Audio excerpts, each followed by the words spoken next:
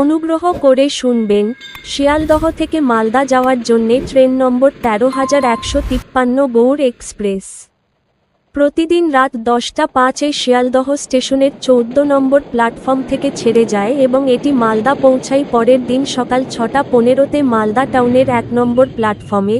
ট্রেনটির মোট যাত্রাপথ 349 কিলোমিটার, যা অতিক্রম করতে সময় লাগে 8 ঘন্টা 10 মিনিট। এই ট্রেনের গড় গতিবেগ 43 কিলোমিটার প্রতি ঘন্টা এবং সর্বোচ্চ গতিবেগ 110 কিলোমিটার প্রতি ঘন্টা। এই ট্রেনটি যাত্রাপথে মোট 10টি স্টেশনে দাঁড়ায়।